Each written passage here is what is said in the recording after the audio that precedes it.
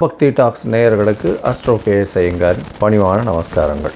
சனி வக்ரம் 15/7/2026 30/11/2026 வரலும் உண்டான காலகட்டத்தில் சனி பகவான் வக்கரமாகிறார். அதில் சனி பகவான் வக்கரம் என்னைக்கு ஆகிறார் அப்படின்னா ஆனி மாதம் 31ஆம் நாள் புதன்கிழமை சனி வக்கரமாகுது. இப்போது சனி பகவான் அதாவது மீன ராசியில் இருக்கார், உத்திரட்டாதி 3ஆம் பாதத்தில் இருக்கார். 3ஆம் பாதத்தில் வக்கரகதி அடையார் 15/7/2026. அதுக்கப்புறம் 31/8 அப்போ பார்த்தோம்னா 2ஆம் பாதத்துக்கு வரார், அதாவது உத்திரட்டாதி 2ஆம் பாதத்துக்கு வரார். அதற்கு பிறகு 30/10/2026 அப்படி பார்த்தோம்னா அன்னைக்கு 1ஆம் பாதத்துக்கு வரார். அதற்கு பிறகு 30/11/2026க்கு 1ஆம் பாதத்திலிருந்து வக்கர நிவர்த்தி அடைகிறார். இந்த காலகட்டத்தில் சனி பகவானுடைய வலிமை குன்றி இருக்கக்கூடும். அதனால் கோச்சார பிரகாரம் வரக்கூடிய பிரச்சனைகள் இன்னல்கள் சற்று கம்மியாகக்கூடிய வாய்ப்புகள் நிச்சயமாக உண்டு. அதுவும் இந்த 7.5 சனியில் இருக்கிறவா கும்பம், மீனம், மேஷம் இந்த 3 ராசிக்காரர்களுக்கும் 7.5 சனி போயின்னு இருக்கு. அது தவிர பார்த்தோம்னா தனுசு ராசிக்காரர்களுக்கு 4ஆம் இடத்துல அர்த்தாஷ்டம சனி, சிம்ம ராசிக்காரர்களுக்கு அஷ்டமத்து சனியும் போயின்னு இருக்கு. இந்த காலகட்டத்தில் இவாளுக்கெல்லாம் சற்று பிரச்சனைகள் சற்று குறையக்கூடிய காலகட்டமாக இருக்கும். ஒரு சுமூகமான நிலைமை வரக்கூடிய வாய்ப்புகள் நிச்சயமாக உண்டு. சரி, இந்த சனி பகவானுக்கு பிரச்சனைகள் வலிமை குறைந்தாலும் சில இடத்துல உங்களுக்கு பிரச்சனைகளை அதிகமாக கூட்டக்கூடிய வாய்ப்பு உண்டு. அதாவது சில ராசிக்காரர்களுக்கு பரம எதிரியாக இருக்கக்கூடியவர், அதுவும் சிம்ம ராசி கடகராசியெல்லாம் பரம எதிரின்னு சொல்லக்கூடியவர். அந்த மாதிரியான ஒரு கிரகம் இந்த சூரியனுக்கும் சந்திரனுக்கும் சனி மிகப்பெரிய எதிர் கிரகமாக சொல்கிறது. அதனால தான் சனி பகவான் 7-8 அதிபதி அப்படின்னு சொல்கிறது, 6-7 அதிபதி சிம்மத்துக்கு. இதன் மூலியமாக கடன் தொல்லை, நோய், தவிர அசிங்கம், அவமானம் இது எல்லாத்தையுமே கொடுத்துருவார். இந்த அஷ்டமத்து சனி வந்ததுன்னா கேட்கவே வேண்டாம், எல்லா பிரச்சனையும் கொடுப்பார். அதாவது மிகப்பெரிய அசிங்கம், அவமானம் இது எல்லாத்தையுமே கொடுத்தே தீரணும் அவர். அந்த காலகட்டத்தை தாண்டித்தான் எல்லோரும் போயாகணும். பக்கத்தில் இருக்கிற கோவில்களுக்கு போயிட்டு வர்றது, அதாவது சனீஸ்வரன் நவகிரக சன்னதியில் சனீஸ்வரனை சனிக்கிழமை வழிபட்டு வருது. ஆஞ்சநேயர், அது தவிர விநாயகர், இவர்கள் இருவரும் கட்டினவர்கள், அதாவது சனீஸ்வரனை கட்டியவர்கள்னு சொன்னவார். அதனால் இவர்களை பார்த்துட்டு இவர்களை சேவிச்சுட்டு வர்றதன் மூலியமாக உங்களுடைய பிரச்சனைகள் நிச்சயமாக விலகக்கூடும். இது தவிர பார்த்தீங்கன்னா சனி பகவானுக்கு உண்டானது எள்ளு, காகத்திற்கு சாதம் போடுறது, அதுவும் சனிக்கிழமை அன்றைக்கி சுடசாதம் போடுறது மிகவும் விசேஷம். அதற்கு பிறகு நீங்கள் அன்னம் புசிப்பது ரொம்பவும் நல்லது.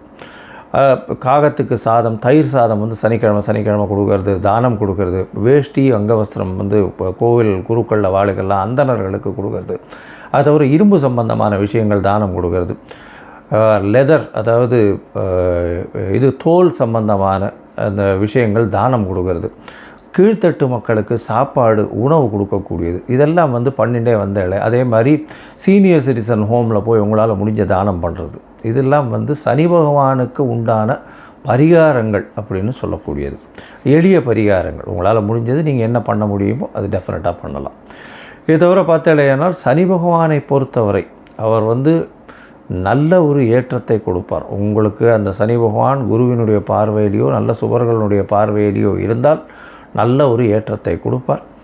இப்போ பார்த்தோம்னா குருவினுடைய பார்வையில் இருக்கிறதுனால மிகப்பெரிய ஏற்றத்தையும் மாற்றத்தையும் ஒருத்தருடைய வாழ்க்கையிலையும் நிச்சயமாக கொடுப்பார். இந்த காலகட்டத்தில் சனி பகவான் கர்ம காரகன்னு சொல்கிறவர், அதை தவிர ஆயுள் காரகன்னு சொல்கிறவர். அதாவது உங்களுடைய தொழில் எல்லா விஷயத்துக்கும் முதல்ல அந்த சனி பகவான் வந்தார்னா 7 அஷ்டமம் அர்த்தாஷ்டமம் வந்ததுன்னா முதல்ல வேலையில் பிரச்சனை வரும், பண வரவுக்கு பிரச்சனை வரும். இது எல்லாமே இல்லாமல் இந்த காலகட்டத்தில் எளிய முறையில் நீங்கள் பயன் பெறணும் அப்படின்னா அவருடைய காயத்ரி மந்திரம், அவருக்கு இந்த எள் நெய் நல்லெண்ணெய் கொண்டு போய் தானமாக கொடுங்கோ, இல்லை கோவிலுக்கு விளக்கு ஏற்றுறதுக்கு கொடுத்துட்டு வாங்கோ.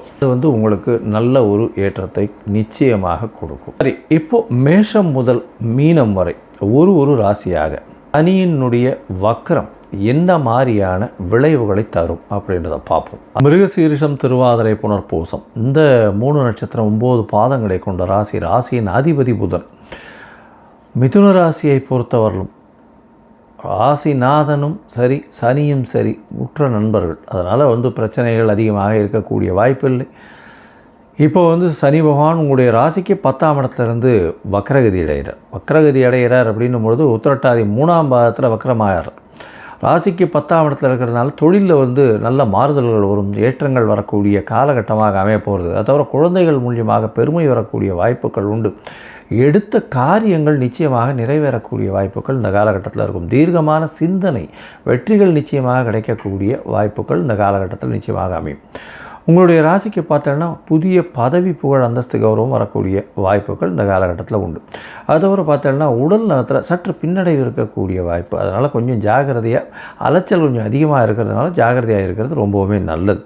உங்களுடைய ராசிக்கு பார்த்தோன்னா முயற்சிகளில் சற்று பின்னடைவு இருக்கும். முயற்சி ஸ்தானத்தில், அதாவது முயற்சிகளில் பின்னடைவு இருக்கக்கூடிய வாய்ப்புகள் மிகவும் அதிகமாக இருக்கும். அலைச்சல் கொஞ்சம் அதிகமாக இருக்கக்கூடிய வாய்ப்பு. இளைய சகோதரர்களோட சிறு சிறு மனக்கசப்புகள் வரக்கூடிய வாய்ப்புகள் நிச்சயமாக உண்டு.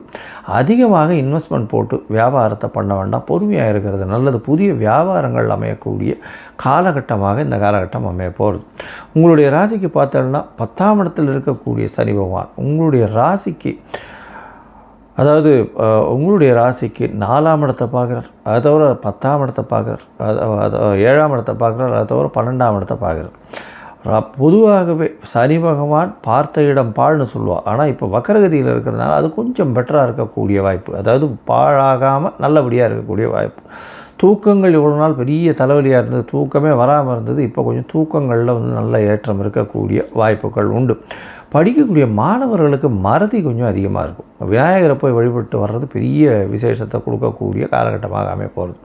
அதோடு பார்த்தாலேனால் உங்களுடைய ராசிக்கு பார்ட்னர்ஷிப் பிஸ்னஸில் ரொம்பவே கவனமாக இருக்கிறது நல்லது. பார்ட்னர்ஷிப் பிஸ்னஸில் பார்த்தாலும் சனியின் பார்வை, வக்கர சனியின் பார்வை இருக்கிறதுனால சற்று பின்னடைவு ஏற்படக்கூடிய வாய்ப்பு உண்டு. அதனால் கொஞ்சம் ஜாகிரதையாக இருக்கிறது, புதுசாக இன்வெஸ்ட்மெண்ட் பண்ணாமல் இருக்கிறது ரொம்பவுமே நல்லது. இந்த காலகட்டத்தில் மொத்தத்தில் பார்க்கும்பொழுது மிதுன ராசிக்காரர்களுக்கு ஏற்றமான காலம். ஏன்னா 10ஆம் இடத்துல இருக்கக்கூடிய சனி உங்களுக்கு தொழிலில் அபிவிருத்தியை கொடுப்பார், மாற்றங்களை கொடுப்பார், ஏற்றங்களை கொடுக்கக்கூடிய காலகட்டம். உடல் நலத்தில் கொஞ்சம் ஜாகிரதையாக இருக்கும். தூக்கத்தில் வந்து சற்று டிஸ்டர்பன்ஸ் அதிகமாக இருக்கும். இருந்தாலும் முன்ன மாதிரி இப்போ வக்கரகதியில் வந்ததுனால சற்று பரவாயில்லாமல் இருக்கக்கூடிய வாய்ப்புகள் உண்டு. தொழிலில் பார்ட்னர்ஷிப் பிஸ்னஸில் சற்று பின்னடைவு இருக்கக்கூடிய வாய்ப்புகள் இந்த காலகட்டத்தில் நிச்சயமாக உண்டு. அதோடு பார்த்தோம்னா எதிர்பாலினத்தவர் மூலியமாக சிறு சிறு தொல்லைகள் வரும். அதாவது ஆணுக்கு பெண்ணும், பெண்ணுக்கு ஆணும் சற்று பின்னடைவு இருக்கக்கூடிய பேச்சு வாக்கிலேயே பிரச்சனைகள் வரக்கூடிய வாய்ப்புகள் இந்த காலகட்டத்தில் உண்டு. உங்களுடைய ராசிக்கு பார்த்தீங்கன்னா எழுத்து பணியில் இருக்கிறவாளுக்கு சற்று பின்னடைவு இருக்கும். பாட்டு, சங்கீதம் இந்த மாதிரியான விஷயங்களில் நல்ல ஒரு ஏற்றம் இருக்கும். படிக்கக்கூடிய மாணவர்களுக்கு மறதி கொஞ்சம் அதிகமாக வரும். மறதி, அதனால் ஒரு தடவைக்கு 10 தடவை படிக்கிறது ரொம்பவுமே நல்லது. பார்ட்னர்ஷிப் பிஸ்னஸில் வந்து பார்ட்னர் நிச்சயமாக பிரச்சனையை கிளப்பக்கூடிய வாய்ப்புகள் இந்த காலகட்டத்தில் நிச்சயமாக உண்டு. வெளிநாடு வெளியூர் போகணும்னு நினச்சிட்டு இருக்கவங்க சிறு சிறு தடங்கள் வரக்கூடிய வாய்ப்புகள் உண்டு. தந்தையின் உடல்நிலையில் சற்று பின்னடைவு இருக்கக்கூடிய வாய்ப்புகள் இந்த காலகட்டத்தில் இருக்கும். தாயின் உடல்நிலையிலும் பின்னடைவு இருக்கும். உங்கள் உடல்நிலையில் நல்ல ஒரு ஏற்றம் இருக்கக்கூடிய வாய்ப்புகள் இந்த காலகட்டத்தில் நிச்சயமாக இருக்கும். எந்த ஒரு விஷயமாக இருந்தாலும் சரி, இந்த சனி வக்கர காலத்தில் நிச்சயமாக யாருக்கும் ஜாமீன் கையெழுத்து போடாதீங்க, பொறுமையாக இருங்க.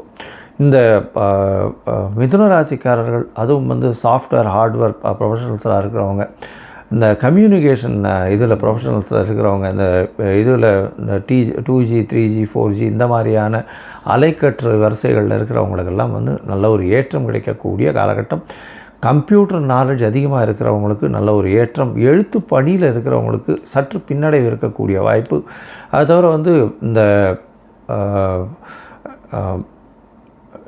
ஆர்ட் டைரக்டர்ஸ்னு சொல்லக்கூடிய அந்த பழைய தன்மை, அந்த இதுவே அப்படியே மாற்றுறாங்க இல்லையா, அந்த மாதிரியான ஆர்ட் டைரக்டர்ஸ் நல்ல ஒரு ஏற்றம் கிடைக்கும். இன்ஸ்ட்ருமெண்டல் மியூசிக் அவளுக்கு ஒரு பெரிய ஏற்றம் கிடைக்கக்கூடிய காலகட்டம். நீங்கள் வந்து அருகில் இருக்கக்கூடிய கிருஷ்ணர் கோவிலுக்கு போய்ட்டு வாங்க, ட்ரிப்ளிகேன் போய்ட்டு வாங்க. அது வந்து ட்ரிப்ளிகேன் பார்சாரதி கோவிலுக்கு ஒரு தடவை அது போய்ட்டு வாங்க.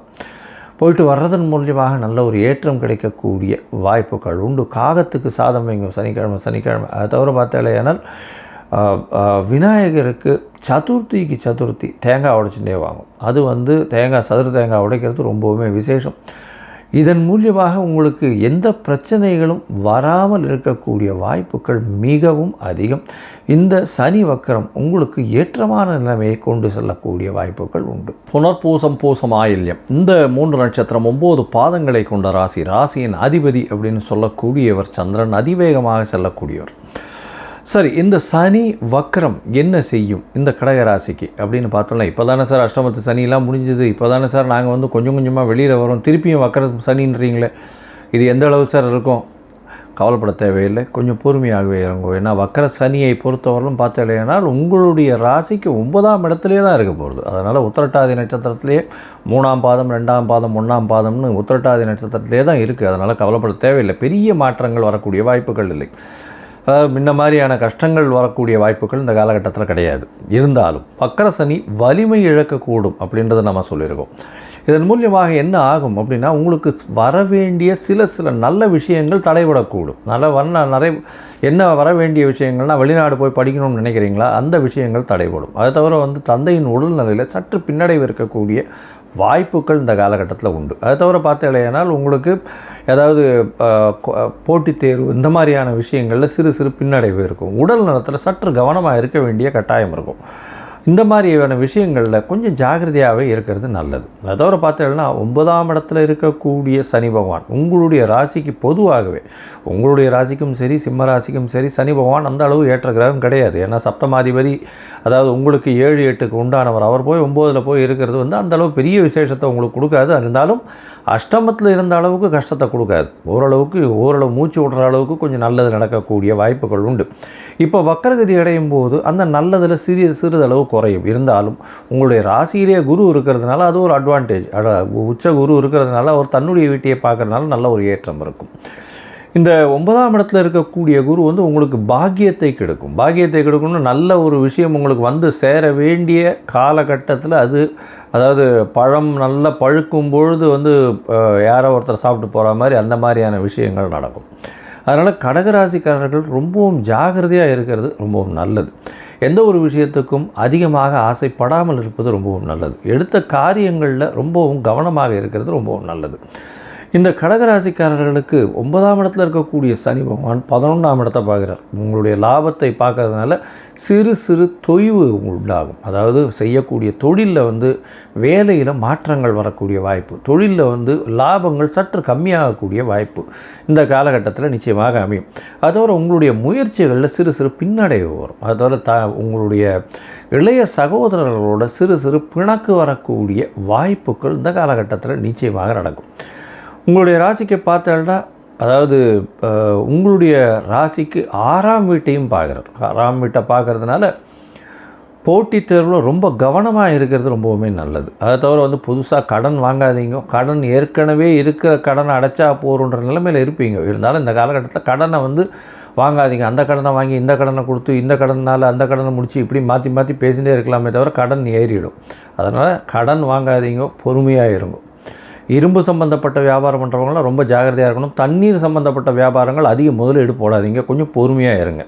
பால் வியாபாரம் பண்ணுறவங்களுக்கு ஏற்றத்தை கொடுக்கக்கூடிய காலகட்டமாக அமையிறது. பயிர் வியாபாரம் பண்ணுறவங்க கொஞ்சம் ஜாகிரதையாக இருக்கிறது நல்லது. அதாவது பயிர்னால் இந்த வேளாண்மை பண்ணுறவங்களாம் அதிகமாக முதலீடு போட்டு பண்ணுறதுன்றது அந்த அளவு விசேஷத்தை கொடுக்காது. உங்களுடைய ராசிக்கு மொத்தமாக சொல்லப்போனால், அதாவது பொதுவாக இந்த 15/7/2026 30/11/2026 வரலும் உண்டான காலகட்டங்கள் இந்த கடகராசிக்காரர்களுக்கு என்ன மாதிரி இருக்கும் அப்படின்னு பார்த்தலையானால், உடல்நிலையில் சற்று பின்னடைவு இருக்கிறதுக்கு வாய்ப்புகள் உண்டு. தந்தையின் உடல்நிலையில் ஏற்றங்கள் இருக்காது, கொஞ்சம் சற்று பின்னடைவு இருக்கும். தாயின் உடல்நிலையில் ஏற்றங்கள் இருக்கும்.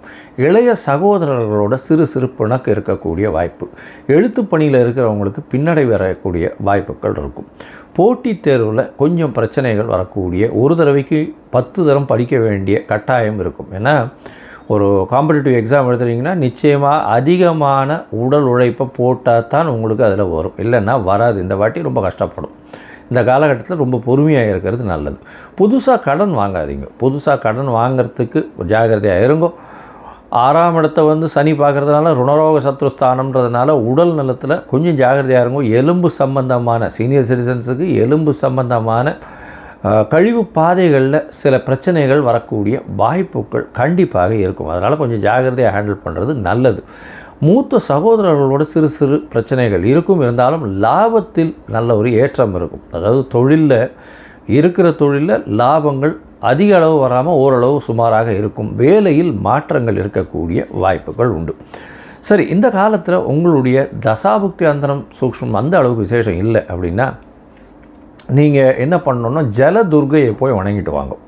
ஜலதுர்கை போய் வணங்கிட்டு வர்றதுனால உங்களுக்கு எல்லா விதமான பிரச்சனைகளும் நிச்சயமாக செல்லக்கூடும். அது தவிர இரும்பு சம்பந்தமான பொருள், தோல் சம்பந்தமான பொருள் இதெல்லாம் இந்த கீழ் வேலை செய்கிறவாளுக்கு தானமாக கொடுங்க. அதாவது இந்த பொது காரியங்கள், அதாவது ரோடு பெருக்கிறது அந்த மாதிரியான விஷயங்கள்லாம் பண்ணுறா இல்லையா, அவளுக்கு இதை நீங்கள் கொடுங்க. இது தானமாக கொடுங்க. அது ரொம்ப நல்லது.